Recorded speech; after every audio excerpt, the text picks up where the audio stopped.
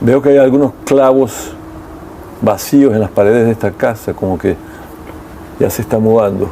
Sí, mañana, presidente, me cambio de casa porque por maldad, pues ciertos periodistas dieron a conocer, hicieron pública mi dirección, que tampoco era secreta, pero además de los problemas con esos periodistas, ¿no? Que trataron pues de generar incidentes, etcétera. Hay mucha gente que nos quiere y viene a timbrar. Se ha vuelto punto de atracción turística. ¿Está cobrando? Centro turístico mi casa. Entonces, siempre nos ha gustado la privacidad, ¿no? Y bueno, vamos a tener que cambiarnos. Pero, presidente, usted tuvo siempre una relación así como tira y jale con la prensa, con los medios de comunicación. Con la mala prensa. Por si acaso mi hija estudia periodismo, ¿no? Porque dicen que yo detesto a los periodistas, que estigmatizo a los periodistas. Mi hija estudia periodismo. Yo creo que es fundamental la buena prensa para la democracia, para todo, para la sociedad, ¿no? La información que recibimos, los valores que compartimos, muchas veces lo transmite la prensa. Pero la mala prensa es también letal para esa misma sociedad. Y la prensa latinoamericana es muy mala, muy mala. Tú puedes ver la propiedad de la prensa y eso te dice todo, ¿no? La concentración de las grandes corporaciones mediáticas. ¿Por qué quiso ser presidente del Ecuador? Bueno, se presentó la oportunidad, no la busqué sinceramente, al menos antes de ser ministro. Estaba dedicado a la vida académica, pero la única razón de ser legítima del poder político y de la autoridad pública es buscar el bien común. O sea, yo quise ser presidente para ayudar a mi país, para sacarlo adelante. Coincidió con una época en cual la política estaba tomando un matiz más hacia la izquierda, la gente estaba buscando algún tipo de solución, ahí entró Chávez a Venezuela, estuvo Lula, hay grandes cambios en América Latina, entonces usted es parte de ese movimiento. ¿Considera que esa expectativa se ha cumplido con el público? Bueno, fue un éxito, sin lugar a dudas. Tal vez la mejor época en historia de América Latina son los años del año 2002 al 2014. 90 millones de latinoamericanos salieron de la pobreza. Fuimos la región que disminuía desigualdad. Cuando el mundo iba a mayor desigualdad, nosotros disminuíamos desigualdad, pese a que continuamos siendo la región más desigual del planeta. América Latina crecía, tenía pensamiento propio, soberanía, dignidad, cambiamos el balance geopolítico regional y probablemente a nivel mundial. O sea, sin lugar a dudas, eso lo reconocen amigos y opositores, fue un éxito. Esos gobiernos progresistas fueron un éxito en la región. Pero el saldo, por ejemplo, el caso, hay muchos... Lula se fue con juicios de corrupción. Hemos hablado sobre este tema usted y yo antes, sobre Venezuela, y usted todavía piensa que Venezuela está bien. ¿Cómo ve la situación? Yo nunca he dicho que Venezuela está bien. Lo que sí te puedo preguntar es, y tú conoces esa realidad, ¿quién hablaba de Venezuela antes de Chávez? Y no me digan que Venezuela era el paraíso. Venezuela era la Arabia Saudita, era el mayor productor de petróleo hasta el año 60, inicios de los 70. ¿Dónde se fue toda esa plata? ¿No? Había pobreza generalizada, desigualdad. Eso empezó a cambiar con Chávez. Lastimosamente las cosas se han complicado por el derrumbe del precio del petróleo, pero no nos engañemos. Seguramente se han cometido errores, como los cometimos nosotros, como los comete cualquier persona en el poder. Pero no nos engañemos, también un muy brutal bloqueo político, económico, ahora explícito, por parte de Estados Unidos, que está haciendo mucho daño, pero en los últimos años de forma prácticamente permanente por parte de los grupos económicos venezolanos. Pero después viene el presidente Maduro. Si nos ponemos en esa escala, por ejemplo, el presidente Trump, para mucha gente realmente no merece ser presidente de los Estados Unidos, pero él está ahí por algún tipo de vacío. Lo mismo está sucediendo con Venezuela. Maduro está por algún tipo de vacío, pero realmente está capacitado para ser presidente. Yo creo que es todo lo contrario. Maduro es fruto de un proceso. Con la tercera parte de lo que le ha pasado a Venezuela, ningún proceso político hubiera podido continuar. Se trata de la concientización y la organización que ha tenido el pueblo venezolano. Y yo creo que sí está capacitado para gobernar. Cuidado, merecemos que un sencillo obrero, conductor de autobús, sea presidente de un país. Lo que sí creo es que hay un gran doble estándar, ¿no? Por ejemplo, el flujo migratorio venezolano. Sí, enorme. Hay muchos más colombianos viviendo en Venezuela que venezolanos viviendo en Colombia. El rompimiento constitucional por la Asamblea Constituyente. Mira lo que está pasando en Ecuador, ni siquiera guardaron la forma, ni siquiera es una constituyente, sino un supuesto consejo de participación designado por el presidente y que maneja todos los poderes y es la república en transición porque todo el mundo es transitorio. Que la violencia, 400 dirigentes sociales han sido asesinados en Colombia, cuantos más periodistas en México. Pues sí hay un doble estándar ahí, ¿no? Pareciera ser que lo único en la agenda latinoamericana es Venezuela. Ahora, la idea de comenzar todo este proceso de conversación también es tratar de entender cuál ha sido, no es fácil ser presidente, el presidente tiene que ver los cambios. Nadie dice que Rafael Correa no generó grandes cambios en el país. Correa era una hacienda antes. Algunos sí se atreven a decir aquello. ¿Ah? Algunos sí se atreven a decir aquello. Que no se logró nada, que estamos peor que antes. Creo que no tienen memoria. Se dio dignidad a muchas personas, se crearon instituciones que hacen respetar los derechos de las personas. Sí hubo un cambio definitivamente favorable. Pero muchos se preguntan, bueno, ¿a costa de qué? Es decir, se movió grandes cantidades de dinero y hemos también tocado el tema antiguamente en otra ocasión, la cultura de la pobreza, o mejor dicho, la cultura de la corrupción. La cultura de la corrupción en América Latina parece ser que cuando uno llega a ser político es para cobrar un porcentaje, cómo te vas a beneficiar o cómo vas a ayudar a los amigos. ¿Usted no cree que hubo corrupción en su gobierno? Vamos por parte. Primero, no es que hubo cambio. Hubo una total transformación del país. Nos encontramos un país destrozado. Fuimos el país de América Latina que más disminuyó pobreza. Pero no lo digo yo, lo dicen en publicaciones internacionales, que más disminuyó la desigualdad. Estamos en segundo puesto en infraestructura en cuanto a carreteras. Estamos en puesto 29 a nivel mundial. Imagínate Ecuador entre los 30 países con mejor red vial del mundo, ¿no? Y fuimos ejemplo, el país que más avanzaba en reforma universitaria, que más avanzaba en reforma educativa. La OEA acaba de tomar nuestro modelo de seguridad integral, el ECO 911, como modelo para toda la región. Y te puedo seguir nombrando esto. Eso es indudable, es indudable. Hubo una verdadera transformación, ¿no? Algunos dicen que fue gracias a los ingentes ingresos petroleros y se exagera muchísimo, 300.000 millones, leí la otra vez la cifra, ¿no? Es mucho menos y 90.000 millones fueron de inversión, pero los municipios recibieron lo mismo, porque por ley, si a nosotros se nos triplicaba el ingreso petrolero, los municipios también. Y tú no encontrás ningún municipio, ni el de Guayaquil, Cuenca, Quito, que haya ni de lejos hecho las transformaciones que nosotros hicimos, porque lo hicimos muy bien. Y un gobierno honesto no es el que no tiene caso de corrupción, porque es imposible no tener caso de corrupción, es el que no tolera la corrupción y jamás la toleramos. Pero cierta prensa ha hecho creer que la corrupción empezó en la década pasada. Perdóname, antes de mi gobierno, Ecuador estaba entre los 3 países más corruptos de América Latina: Haití, Paraguay y Ecuador. Revisa los reportes de Transparencia Internacional. Pero parece no acordarse de esto. Tú has viajado mucho.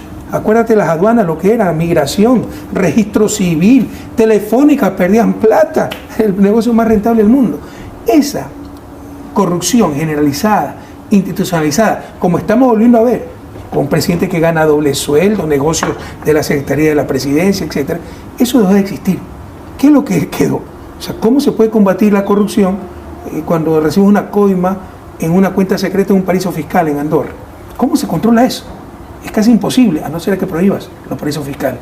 Y eso es lo que hicimos con el referéndum en el 2017 para los servidores públicos, prohibirle tener operaciones en paraísos fiscales, lo cual no se está respetando. Entonces, un gobierno honesto, esto lo deben tener claro, porque se ha manipulado mucho esto.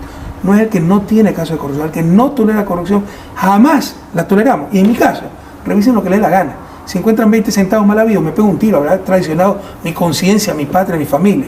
Pero todos los mala fe que hablan cualquier tontería, que se peguen el tiro ellos, si no pueden demostrar la corrupción que tanto dicen, que tanto pregonan. Pero inclusive los que dicen que muchos de sus asociados sí son corruptos, que tienen brazaletes en el tobillo. Seguramente el vicepresidente usted se refiere a Fernando Alvarado.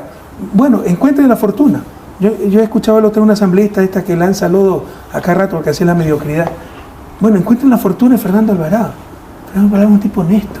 Jorge Glass, no les encontró 20 centavos, lo acaban de reconocer. Un periodista de oposición, Zurita, acaba de decir muy suelto de hueso: sí, no hay pruebas contra Fernando Glass, contra Jorge Glass. Está preso por la fuerza de las circunstancias. Es decir, que en el país ahora usted se puede ir preso sin pruebas por la fuerza de las circunstancias. Jóvenes, los que nos están escuchando, no nos perdamos, esto no hay donde perderse. Si alguien es corrupto, el cuerpo del delito es encontrar el dinero, porque si es corrupto puede enriquecerse. Entonces, si no se encontró dinero, es calumnia. ¿Dónde está el dinero mal habido, Jorge Glass? ¿Dónde está el dinero mal habido de Fernando Alvarado? Y ha habido pillos, como Ramiro González. ¿Pero acaso Ramiro González no fue candidato a vicepresidente con León Roldós? ¿Acaso no fue 2 veces prefecto de Pichincha? Entonces, ¿qué me hablan? No, si nos engañó a todos. El caso Balda, el famoso caso Balda, que se le acusa de tantas intervenciones. Porque ya no pudieron pues acusarme de corrupción. Ahora tuvieron que ir a la represión. Mira las inconsistencias, Cristian. Por ejemplo, como no tienen pruebas, hicieron supuestos peritajes.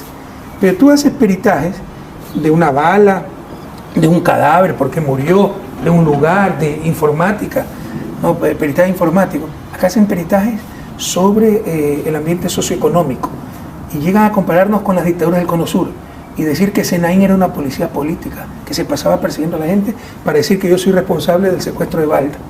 Bueno, si esto es así, el secuestro de Balda fue en el 2012, el vicepresidente era Lenín Moreno. ¿Tú crees que el vicepresidente de la República no se va a dar cuenta de una policía política? O sea, son mentiras que no resisten el menor análisis, pero cualquier tontería se dice con tal de perseguir. Esa es la mejor prueba que se les derrumbó, ¿no?, el argumento de corrupción, y conmigo siempre se le va a derrumbar. Han ido al argumento de represión, que somos secuestradores, asesinos por el caso Gabela, asesinos por el caso Froilán Jiménez, ya basta. Y todos son antes del 2013, porque el argumento de Moreno, cuando traicionó, es que después del 2013 yo cambié, me volví autoritario. No, todo esto fue antes del 2013. O sea que él es cómplice pues, de todo esto. ¿Usted siempre fue autoritario, así era necesario ser autoritario? Para los mediocres, tener firmeza y tener convicciones lo consideran autoritarismo. Hacer cumplir la ley consideran autoritarismo. Pero, por favor, aquí ponte a negociar sobre la ley. Pero, presidente, usted sí tiene la mecha corta. Y yo nunca he dicho lo contrario. Pero eso es otra cosa. Una cosa es ser fosforito, como muchos costeños, otra cosa es ser autoritario, ¿no? Autoritario implica prepotencia, romper la ley en función de tus caprichos, etc. Nosotros hemos sido extremadamente respetuosos siempre de la ley. Siempre me he considerado un humanista, ¿no? Damos la vida por defender los derechos de los demás, pero somos firmes, somos severos y hacemos cumplir la ley. Si no se cumple la ley, jamás saldremos a su desarrollo. Pero hasta eso le llamamos autoritario. El 30 de septiembre, ese día que su vida estaba en jaque y usted se abrió, salió por la ventana y dice, bueno, mátenme, pues sí. ¿Eso es ser autoritario? No, poner el pecho a las balas. Yo me pregunto, ¿en qué andaba su mente? ¿Qué sentía en ese momento? ¿Qué estaba pensando? Ahí sí me indigné, ¿no? Porque era una trampa. Decían que era por una ley que después todo el mundo reconoce que es la mejor ley de servicio público de la región, que mejoró muchísimo las condiciones de los policías, Fuerzas Armadas, pero fue manipulación de la prensa, de la oposición. Pero fue el pretexto, porque apenas llegamos nos trataron de comunistas y vegetales, viva Lucio Gutiérrez, nos dimos cuenta que era una trampa política. Entonces, frente a aquello, además que me estaban faltando el respeto, y maten al presidente, ¿no? Pero no le hagan esto al país. ¿Usted es comunista? No. O sea, respeto mucho a los comunistas, pero nunca he sido comunista, nunca he sido marxista. ¿Qué pasó con esa compra de los helicópteros famosos? Eso de la India. Increíble, ¿no? Porque lo que no dicen, mira, si yo saco en los últimos 10 años los goles que se ha comido Messi, lo voy a hacer pasar como el peor jugador de la historia. Pero eso es mentir. Nuestro periodismo no entiende que decir una verdad media es doble mentira, ¿no? Es manipular. Porque por cada gol que se comió Messi, metió 5, pues 5 golazos, y el mejor jugador de la historia. Ah, pero tengo otro jugador que nunca se ha comido ningún gol. Es porque nunca jugó ningún partido. O sea, yo no puedo criticar las malas obras de este gobierno, porque no ha hecho una, ¿no? Entonces, nosotros repotenciamos fragatas, compramos fragatas, compramos lanchas guardacostas, repotenciamos los submarinos. Ecuador no tenía, pregúntale a personas cercanas a ti, flota subsónica, compramos Super Tucano, compramos los supersónicos de segunda mano, compramos aviones no tripulados, compramos helicópteros pesados, ¿no? 6, 7, los Super Puma, los rusos, ¿cómo se llaman los rusos? Se me fue en este momento la denominación. Compramos helicópteros ligeros y compramos los helicópteros medianos. Pero no los compro yo, los compro un comité técnico de las Fuerzas Armadas. Como resultaron malos, entonces todo es corrupción, todo ha sido liberado. Eso no necesita el menor análisis. Uno de esos helicópteros es el helicóptero presidencial, donde va el presidente, algunas veces con su familia. Te vamos a comprar por corruptos helicópteros con desperfectos. Esto no necesita el menor análisis. Pero Ecuador se ha perdido la sensatez y cualquier tontería te la hace creer la prensa. ¿Y el deterioro del sistema hidroeléctrico en Ecuador? ¿Quién te ha dicho que está deteriorado? Esto es cuento, como dijeron ¿te acuerdas que dijeron que la refinería estaba a punto de explotar? Lo dijeron hace un año. Esto es cuento. Ahora sí, puede estar a punto de explotar porque deliberadamente no le están dando mantenimiento a sectores estratégicos como refinería, como algunas hidroeléctricas, precisamente para que fallen y digan el Estado no sabe manejar, privaticemos, una estrategia para privatizar. ¿Usted quiere volver a ser presidente? No, yo no quería, yo me quería retirar. El problema es que tú puedes decidir retirarte de la política, pero la política no decide retirarse de ti. Y con tanta infamia, pues he tenido que de nuevo estar, digamos, actuando públicamente. Y bueno, si es que es necesario, pues en el futuro, no en el futuro cercano, yo necesito vivir algunos años aquí en Bélgica, volveremos al país, a la palestra política, no necesariamente a la presidencia, pero no vamos a permitir tampoco que nos retrocedan tanto. Oye, son las mismas políticas, los mismos discursos de hace 30 años y las mismas caras. Si tú en verdad eres honesto y buscas el poder político para el bien común y ves que ha fracasado, pide disculpas, te hace un lado y que vengan otros que lo hicieron bien, ¿no? Como la Revolución Ciudadana. No, insisten, porque no es su lógica buscar el bien común, es tener el poder por el poder y sus espacios. Así se han mantenido, así nos han dominado, así han vivido y así quieren continuar. ¿Cómo ve el país dentro de 5 años? Si seguimos así, no dentro de 5 años, dentro de 2 años yo veo la situación muy grave, no hay política económica, no hay moral, no hay ejemplo, no hay respeto a la ley, hay reparto, ¿no? El país la han desinstitucionalizado totalmente, se han tomado todas las funciones de Estado, inclusive la justicia, y la situación es muy grave.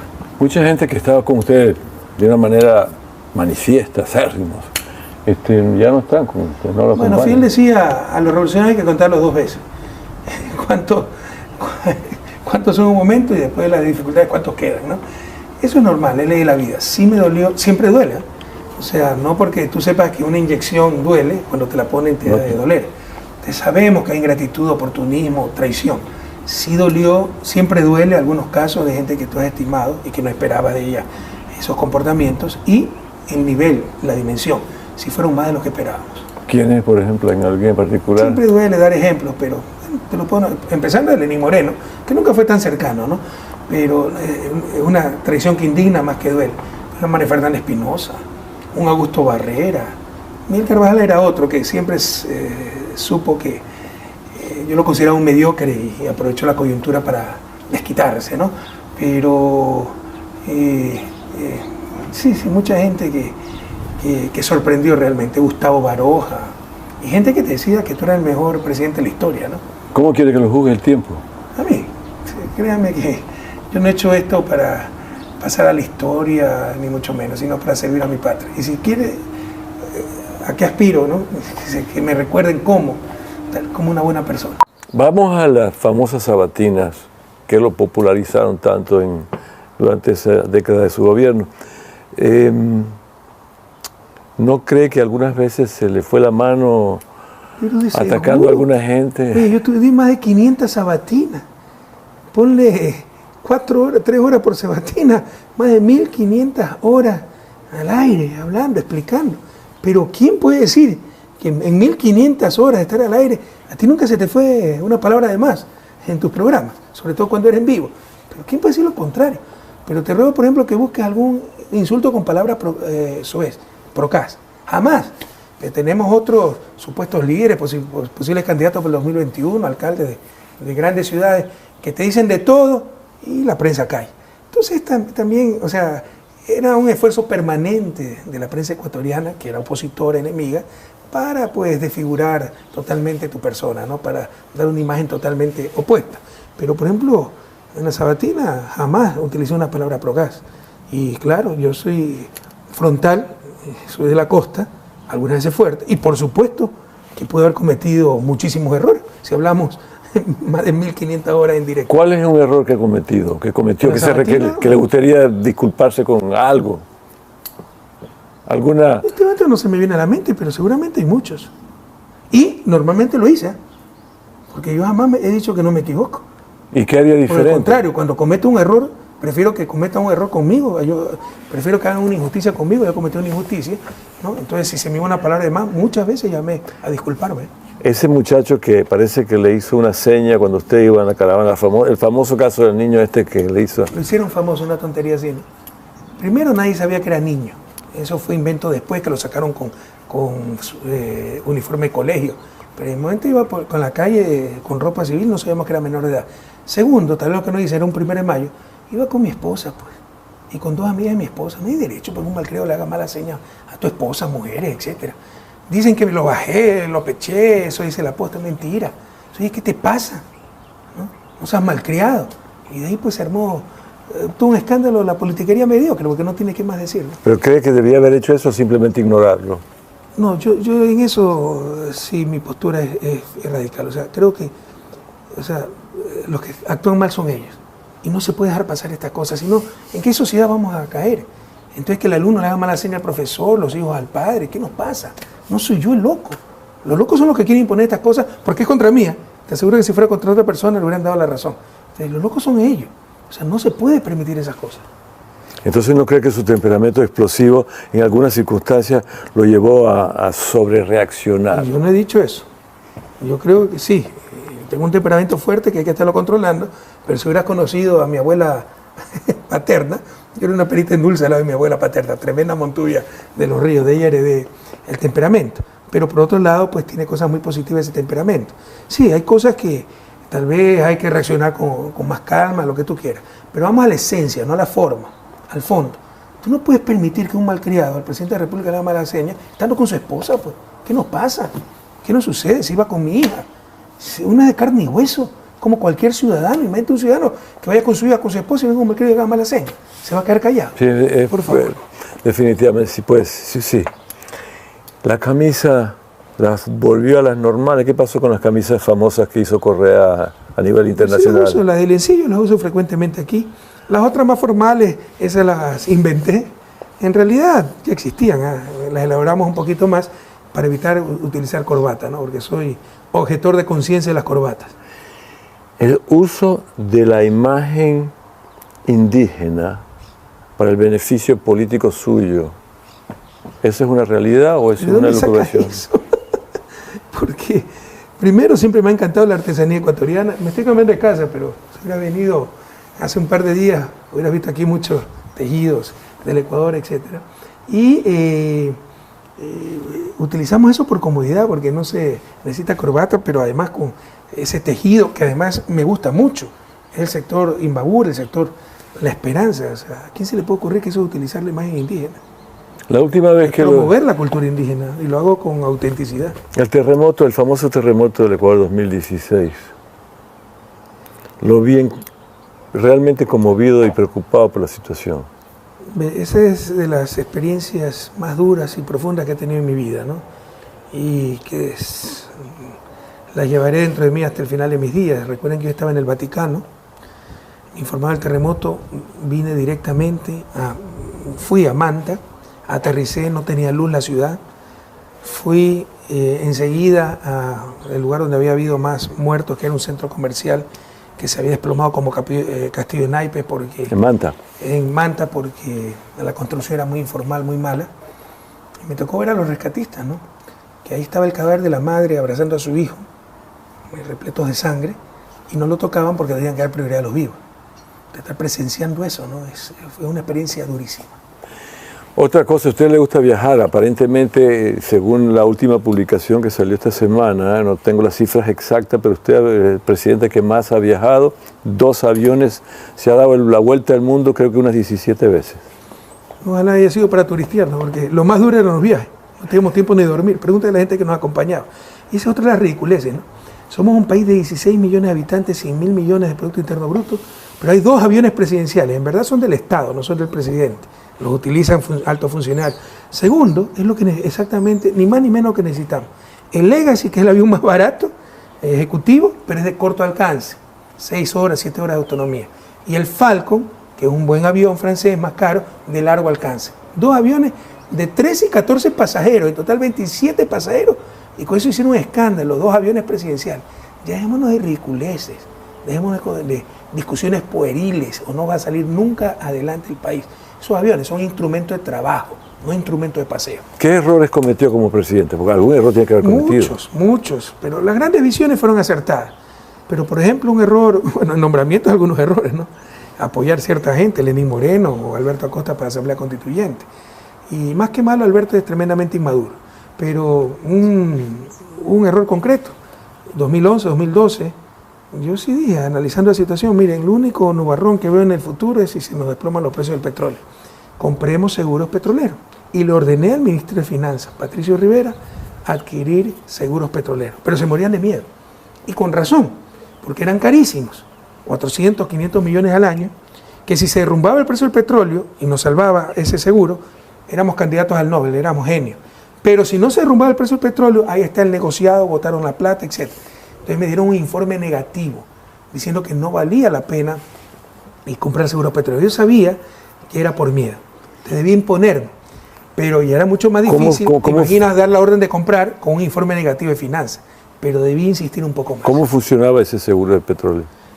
Tú garantizas un precio. Por ejemplo, en el presupuesto, el precio del mercado está a $100.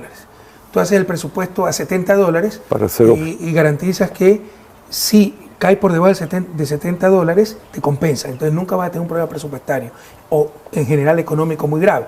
Eso hace México desde hace muchos años, ¿no? Entonces busqué comprar esos seguros petroleros, pero con justa razón, ¿no? El equipo económico tenía temor y me dieron un informe negativo. Yachay.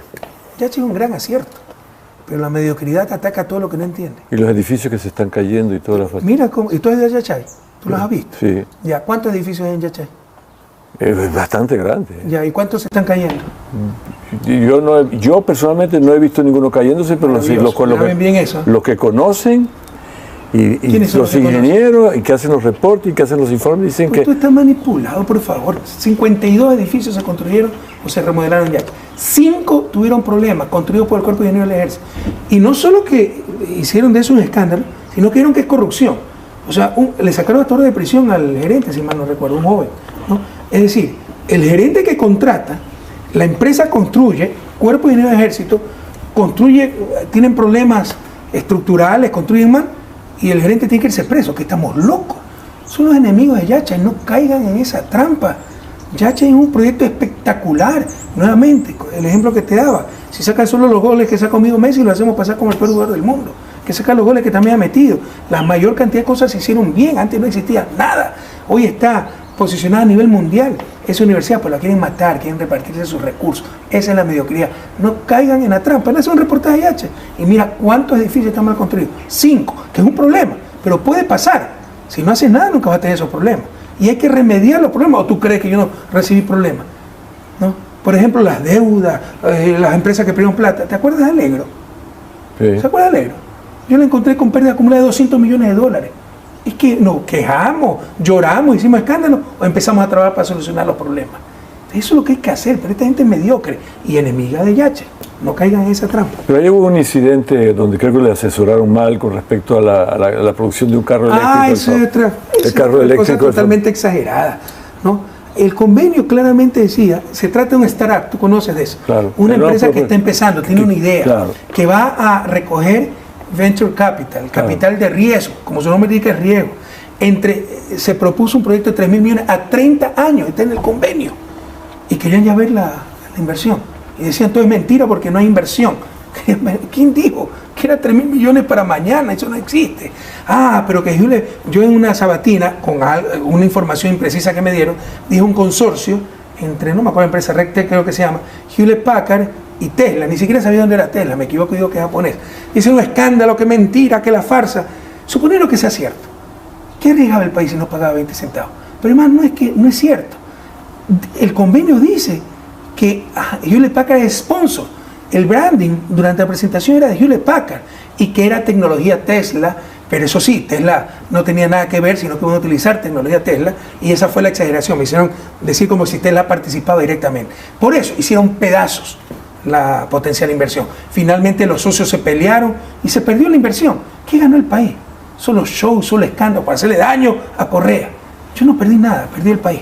Y por si acaso eran carros eléctricos con baterías de grafeno. Grafeno, le dicen la piel de Dios, es el material del futuro. Sí. Ya no podemos hablar de Silicon Valley, tenemos que hablar de Grafeno Valley. ya tendríamos algunos meses trabajando en eso y todo se perdió. Y el Ecuador está trabajando en cierta forma en eso, pero eso será ¿Quién tema. está trabajando en eso? Hay un grupo de personas en la Universidad de Chimborazo, del Tecnológico Chimborazo. Qué bueno, porque era otro ecuatoriano, ¿no?, que reside aquí en Europa, que quería hacer la inversión en su patria, pero salió huyendo frente a todos los escándalos, ¿no? Nadie está para eso. Estas criptomonedas, como por ejemplo el petro que propone Venezuela, ¿cómo la ve usted como economista? ¿Qué sabe de eso? ¿Es medio complicado el tema? Bueno, el problema es que no es solo economía, es cuestión tecnológica. Y blockchain, la tecnología de bloques en cadenas, etcétera, que no manejo muy bien. Lo que es claro es que si se da paso a todo eso, los bancos deberían de existir. Entonces hay fuertes intereses económicos que se oponen a la criptomoneda, que es fruto de un avance tecnológico, ¿no? Las cadenas en bloque. Aquí cerca de su casa está la iglesia, usted prácticamente está sobre el altar. Y el mundo es muy pequeño, ¿no? El párroco de la iglesia resultó ser un querido amigo, Raimundo, que era párroco en mi época de estudiante y quien me casó hace casi 26 años.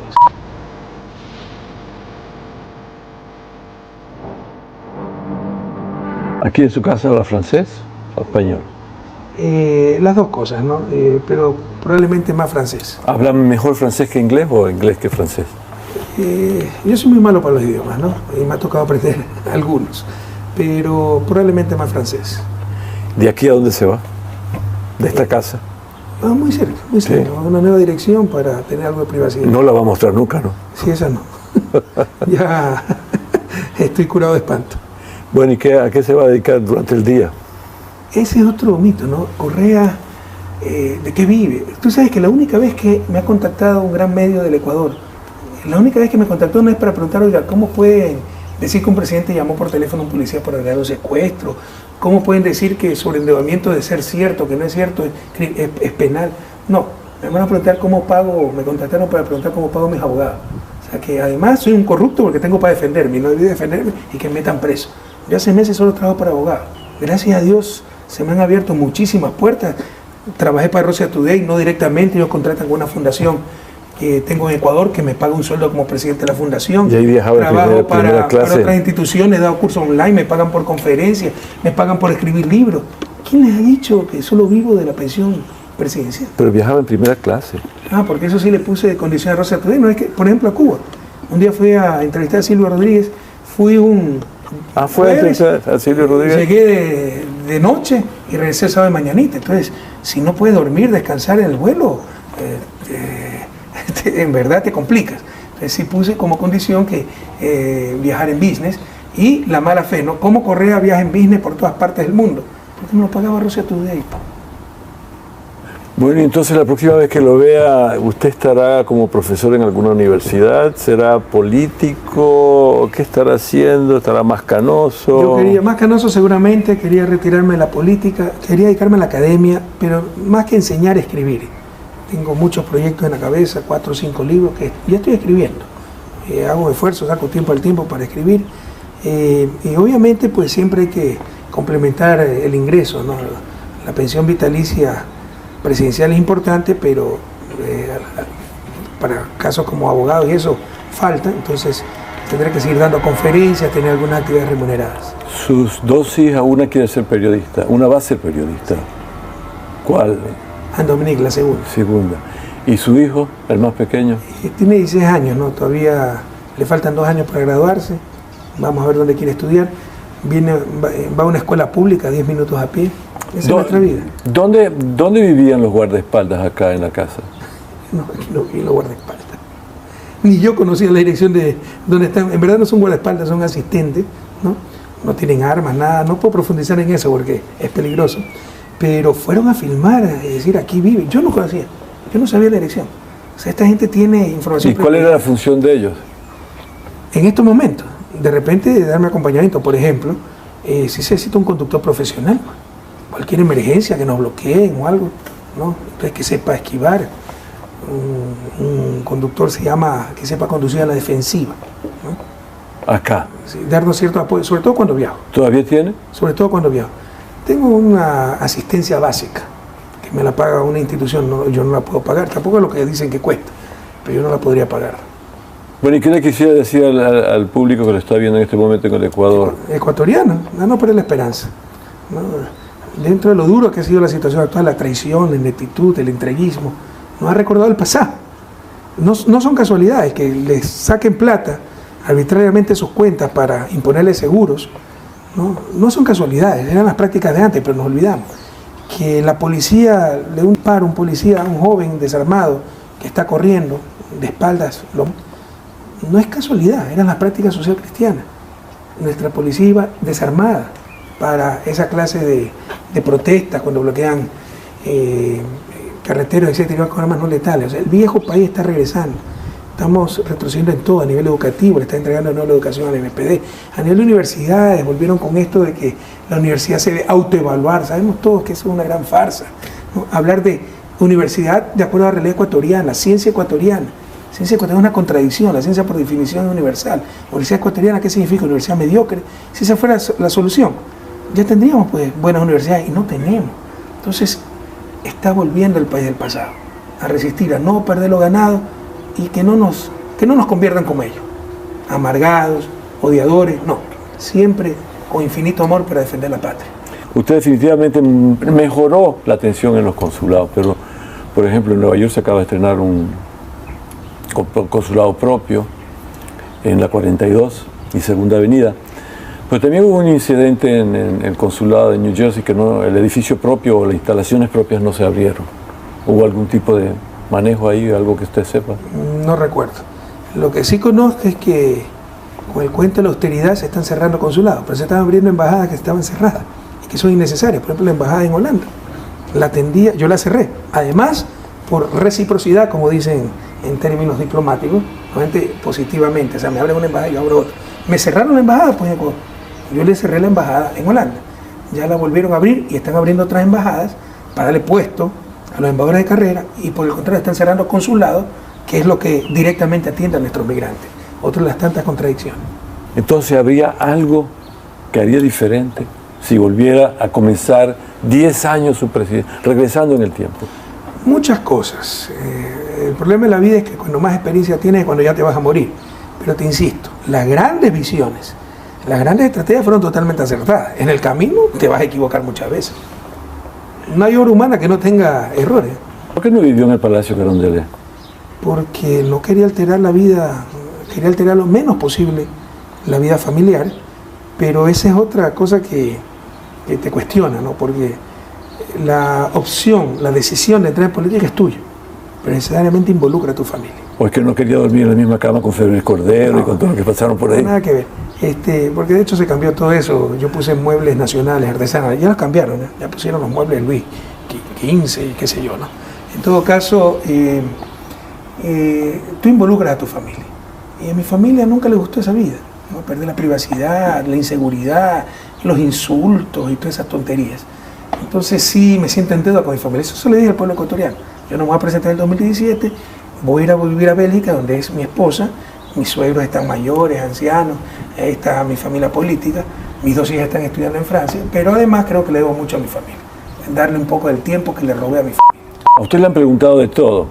Si usted se tuviera que entrevistar, ¿qué se preguntaría? Lo que me preguntaste hace un momento, ¿cómo quisiera que me recuerden? Y te insisto, como una buena persona. ¿Usted hace deporte? ¿Hace deporte? ¿Se cuida el cuerpo? ¿Se cuida? No, esto sí, estoy con sobrepeso, no he tenido mucho tiempo, hemos tenido muchísimas complicaciones, empezando la persecución terrible que sufrimos, pero con el cambio de casa quiero organizarme mucho mejor en todo aquello. ¿Colesterol? No, para angustia de mis detractores, pues estamos muy bien de salud. Hasta pronto. Hasta siempre.